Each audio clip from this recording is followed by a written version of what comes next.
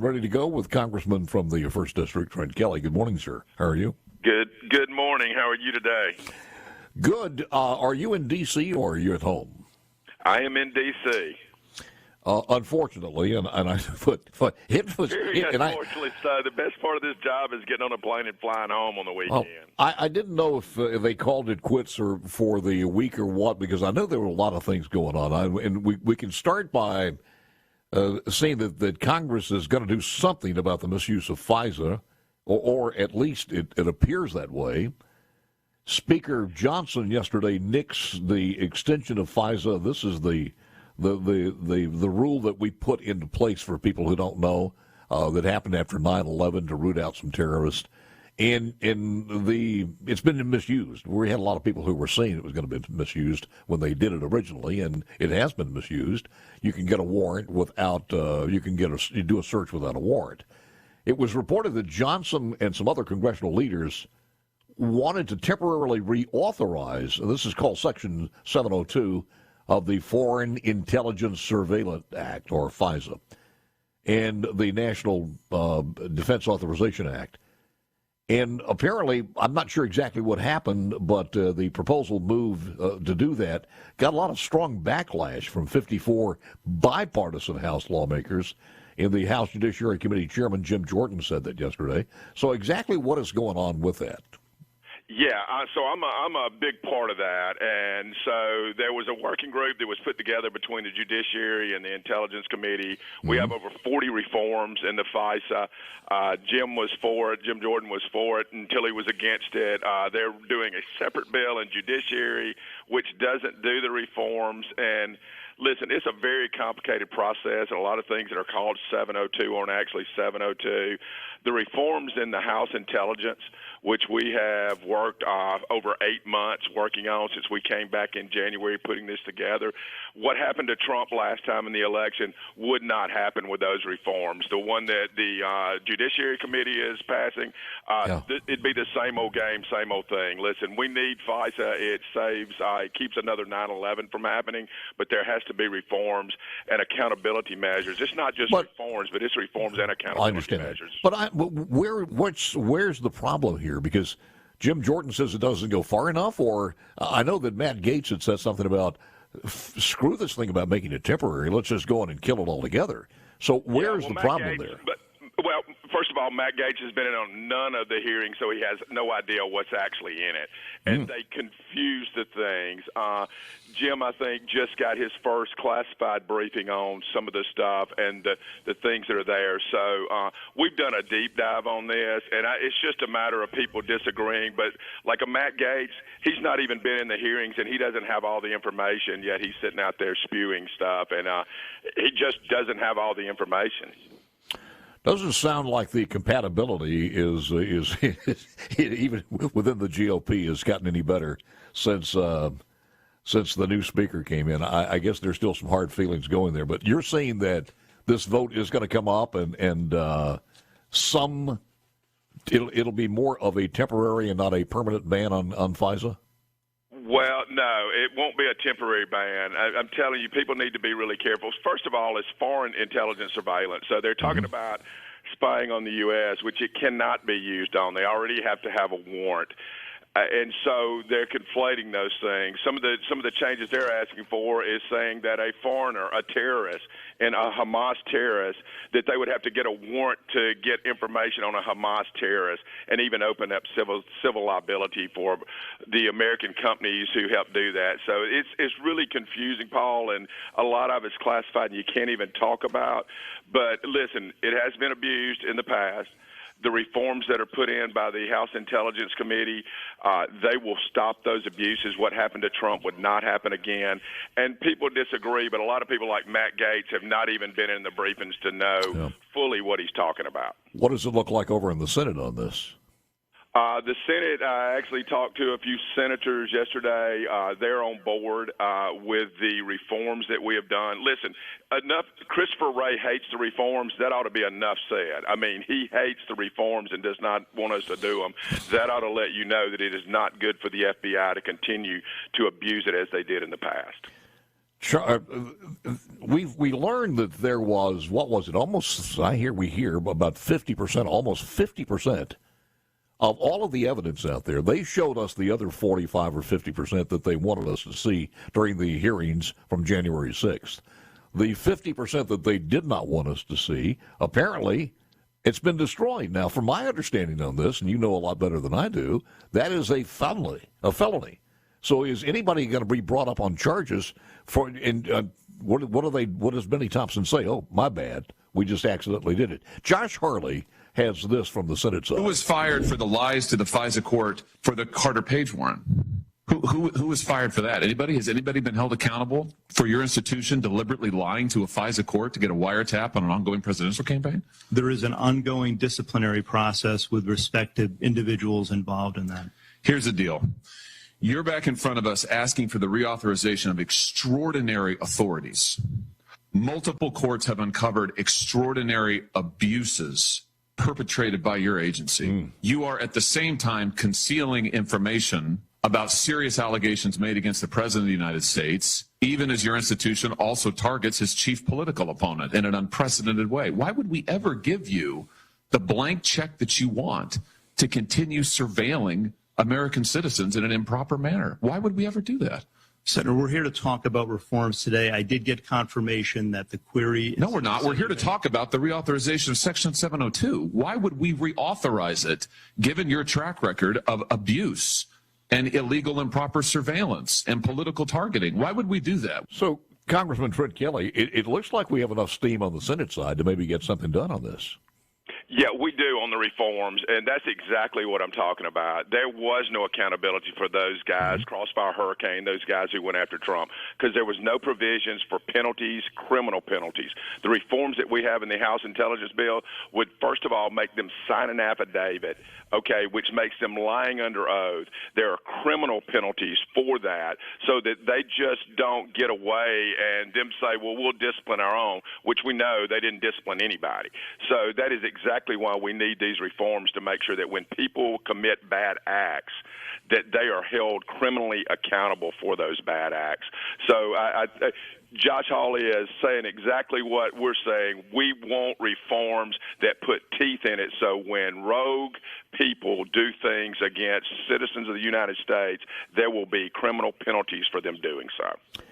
If there is a foreign force out there through disinformation and everything else, and we believe there are, deep state or whatever you want to call it, trying to divide America through that process of disinformation, man, they are been successful. I mean, who thought 6-8 months ago that we would have another a fight on our hands between Palestinians and the Jewish people and the fight there? But I mean, it's permeated everything. It's gone all the way through the universities, streets of New York, the streets of Chicago, and just nationwide, people hating people, and it's just exploded. But the vote on the House floor yesterday, you got to speak to that. Which vote are we talking about? Oh, was that vote yesterday as far as the vote on anti-Semitism? That was in the House, wasn't it? Yeah. Well, we had several. So we had the anti-Semitism. Yeah. We also had one last week where people actually, you had, I think, more Democrats than not voted to not to support Hamas and to not condemn what they've done. Listen, Hamas is a terrorist organization. They have raped women. They have killed children in front of their parents. They have beheaded people. They are a terrorist organization. And to say anything less than that about Hamas would just not be the truth. There are other issues going on as far as the funding for the Ukrainian war and also the Israeli effort. What's the latest on that one, Congressman? Well, I think there's no package. The Senate, has, and President Biden asked for a supplemental that includes all those things. I think all of those things can pass on their own, but they all need, most people are okay with funding stuff because they're tearing the Russians up over there, but they want some accountability measures to make sure that the money is being spent. Now, most people don't understand about 80% of that money is going to replenish U.S. stocks of either weapon systems or munitions to replace those, but they have to be accounting. We need an IG in there. We did that in the NDAA. All right, I want to continue the conversation on the other side of this break, but what you're saying and telling us is you don't personally feel like there's enough accountability in this effort. Absolutely. There needs to be more accountability. Okay. I actually get to see a lot of the accountability, so I know the money is being spent like it should be, but everybody doesn't get to see that, and they need to make sure, and they have to have a high level of confidence that it's being spent on the right thing. More with Congressman Trent Kelly. SuperTalk Network with Congressman Trent Kelly, 1st District. A lot of other things going on. The House is going to vote next week formally authorizing the impeachment inquiry into President Joe Biden. This is not the actual vote, but this is just part of the paperwork that has to be done, Congressman? That's correct. It's just it's making sure that we can issue the subpoenas and they have to respond to them. Yeah. Listen, Chairman Jim Jordan, Jason Smith of Ways and Means, and Jamie Comer on oversight. Listen, those guys have done an outstanding job of digging up all of these emails and communications and bank transfers and to dummy things. And it's time we get as deep as we can and do this the right way, rather than doing a sham like the Democrats did against Trump. We're actually going through the process, and our committee chairmen are doing their job to make sure we've got it. Is there any hesitancy on, is this a good thing or a bad thing? Leave a wounded duck there and let him flap around all the way through the election, or go on and try to take it all the way out? There's got to be some people concerned with that. Not only that, with the majority getting thinner and thinner, because the word is that we saw where Mike McCarthy might leave. We had Santos kicked out. So are you worried about that, the majority? I mean, we're not too close or too far away from Speaker Hakeem Jeffries. Yeah, I know, and that's why we've got to let Mike Johnson do his job, and we've got to be unified in doing this. And for the most part, we are. The majority gets thinner and thinner. I think we'll hold on, but you've got like Bill Johnson retiring during the term. Santos just left. You've got other people, but a lot of those seats I think will fill with Republicans. And so this one in New York, Santos, we're going to go to bat and try to make sure we hold that as a Republican majority seat, and we're going to continue to fight. But we can't worry about that. You got to do the right thing, Paul. Yeah. It doesn't matter.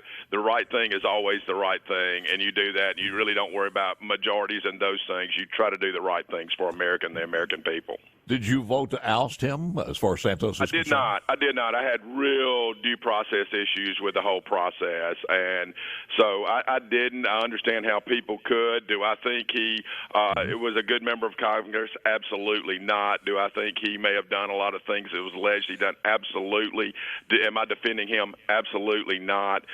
But I did not feel like he had due process. That's the first time we've kicked out someone not convicted of a crime, and I just don't think that there was enough due process there to kick anyone out, whether it was a Republican or a Democrat. Did Congressman Ezell also vote as you did on that one? I think I'm not sure how Ezell voted. I know that Michael voted the opposite way of me, and listen, reasonable minds can come to different conclusions on this, but for me, they said he didn't respond to questions. Well, no, he's got a criminal investigation, which answering those questions can be used against him, and, the same, we didn't have a hearing on him so that he had an opportunity to present his side, and so I had real due process issues, because you can't testify in front of a civil thing when you have criminal charges pending. I understand. One more thing, and being the highest-ranking military guy in Congress, as we understand, the Tuberville blockade has been lifted over in the Senate. The Senate, in a single stroke, I think it was yesterday, approved about 425 military promotions after Senator Tuberville, of course, of Alabama, ended a month-long blockade of nominations over his opposition to the Pentagon abortion policy. Your thoughts, I know it's in the other chamber, but your thoughts on that being from the military. Well, I think number one is Senator Tuberville had the right idea when he went through this. The problem was I think he probably did it at a little lower level than I would have done it.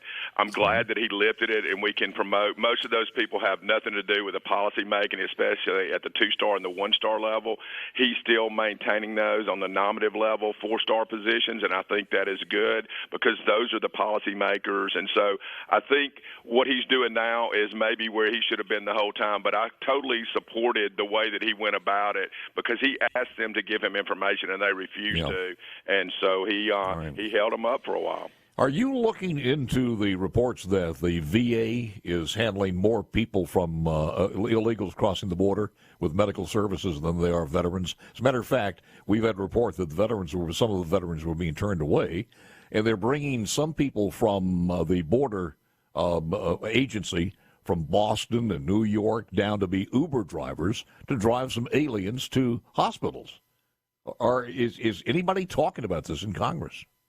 I haven't heard that, but I just do know. Listen, we have a crisis at our border. We've had it for the entire time that Biden has been president, and he has done absolutely nothing to help Americans and everything in the world to help illegals coming across, terrorists coming across. It is an absolute disaster at the border, and they have done nothing to make that process better. Always good talking to you, sir. A very Merry Christmas. I thank you for taking the time. All right. You have a Merry Christmas. You got it. Trent Kelly, Mr.